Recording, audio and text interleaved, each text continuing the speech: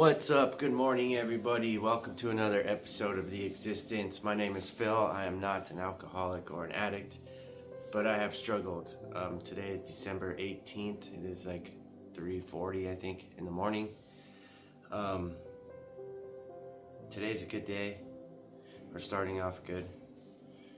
It's been a good almost whole week, so that's good. I guess I wanted to get on here and talk about a couple of things. Keeping things separate, I guess. My girlfriend recently, yes, I am seeing somebody. I don't know, I just trying to keep my personal life out of my social media life. I'm not trying to talk about anything too much or say names or, what have you, because just like work, you want to keep your personal life out of your work life. I guess to a sense.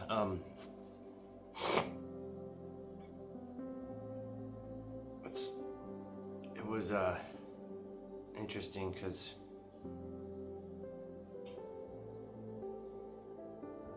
I actually just kind of feel real shitty with myself, to tell you the truth, because of my trust issues.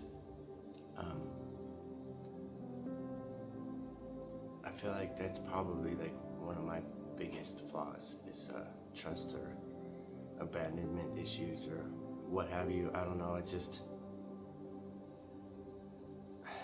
fuck. I want to talk about this because I feel like it's something that people need to hear. Maybe somebody needs to hear it. I'm not sure how to go about it. I don't want to upset anybody, but I just remember at a young age, I don't know if it's shit trauma from when I was a child, of being felt abandoned, because my parents were at work all the time. Or I remember one time, I think my dad forgot to pick me up from school, and I kind of started walking home, and it's like pretty far away, and I shouldn't have been walking that distance at that age, but like that memory for some reason always sticks in my head. And I'm not mad about it. I'm over it. Like, I forgive them. I know they were doing what they thought was best. I'm just talking about this as examples of maybe why I am the way I am. And I'm learning, and the fact that I'm noticing, I acknowledge it, is a big step, I guess. It's just being in a relationship now and trying to learn how each other operate.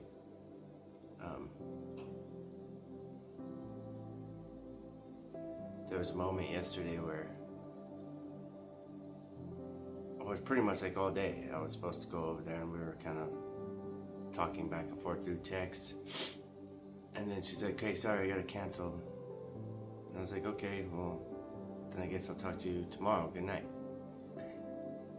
And then I didn't hear a bunch from her back. God, I hope she doesn't get mad at me. I'm not gonna say anything, I don't think, bad. But I didn't hear back from her for a few hours. After, she had said like a couple of things, and then I had texted a whole bunch of shit after we both told each other kind of good night, thinking, well, she's got to respond to some of this shit. She never fucking did for that while. And finally she was like, "Oh, my daughter was having suicidal thoughts."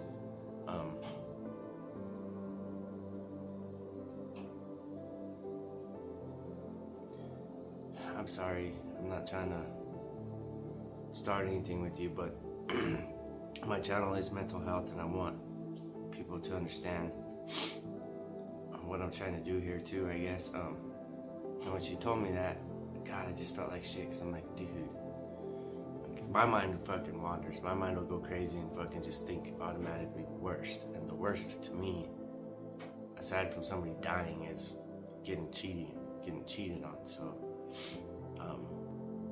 I don't know why I always have these fucking feelings about anybody I let close to me is gonna fuck me over. And it's my fucking problem that I'm working on. But at the same time, we kind of learned something about each other and how, I guess, she didn't trust me enough with telling me that kind of stuff about her family and her daughter, and I guess didn't want to burden me with any of those issues. But I was like, babe, you gotta fucking, like, I told you I was gonna be in this, and it includes your kids too, you know, like, I'm not gonna separate you from them, like, I can't take you away from them.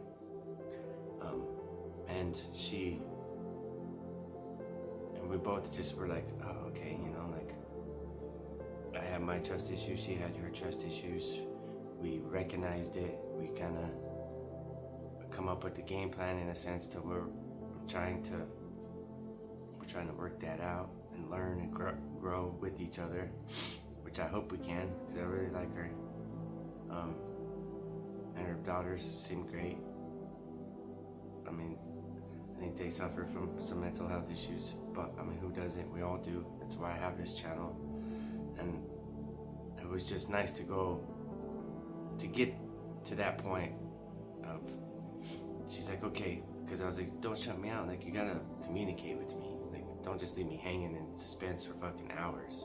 Like, you could have just told me that she was struggling with that in the first place. And I was like, if you want, I can, like, come over, and, like, I don't know how much help I would be, because she said, well, she didn't want me to come over because she didn't want me to be around all that sadness and negativity.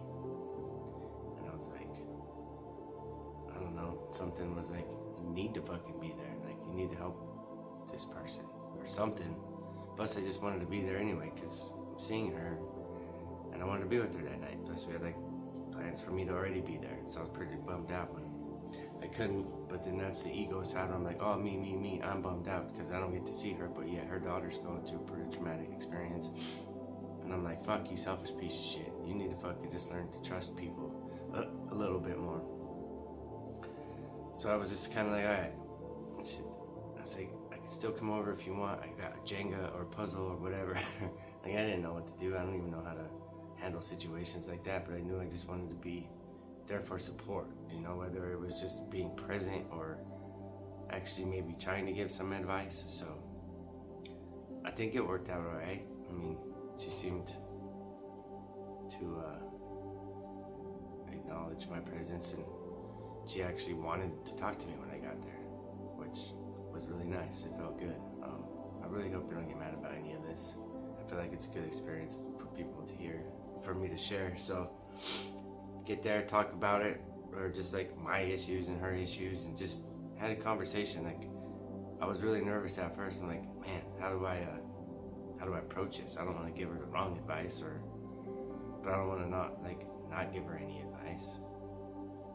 So I just went, and we all just kind of talked about a few things, and you know, then we just started hanging out after that, and smiling and laughing and giggling and having a good old time. And she, I think, got out of her funk, and I suggested doing cold plunges and stuff because she was talking about self-harm and whatnot, and I'm like, I kind of used to feel the same way a lot, and what drove me to go to the river was that, like, I wanted to feel some other kind of pain other than the pain that I was feeling, but I've never been, I think, brave enough to take my own life, I guess. So it was really nice to get there and just have a comfortable conversation, and hopefully get the daughter's approval. And yeah, so it was nice. It was nice to be invited into that.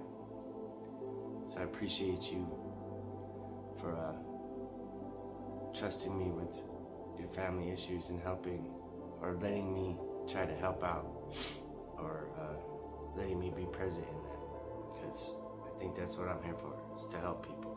So thank you. And please don't be mad at me. Yeah, so if, I guess, you know, if you know people or somebody's struggling, or you're not sure about what people are going through and you're close with them, but you feel like something's off, don't hesitate to, don't pry in though. I don't think you should be prying in, but like, try to plant seeds on letting your loved ones know, or your family members, or your friends, that it's safe to talk to you. If people don't feel comfortable telling you certain things, they're most likely not going to.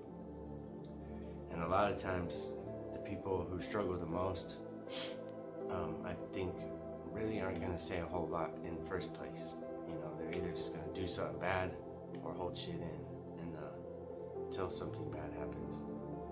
So don't hold shit in. Talk to people. Get things off your chest. We're all in this together. Everyone's having a hard time right now, and it's the holidays, and we got weird shit going on. Like I can't express it enough. We all need to be kind to each other, love each other, communicate with each other. That's the biggest thing, is communication. If you're not talking to each other or trying to learn why people are doing the things that they're doing, or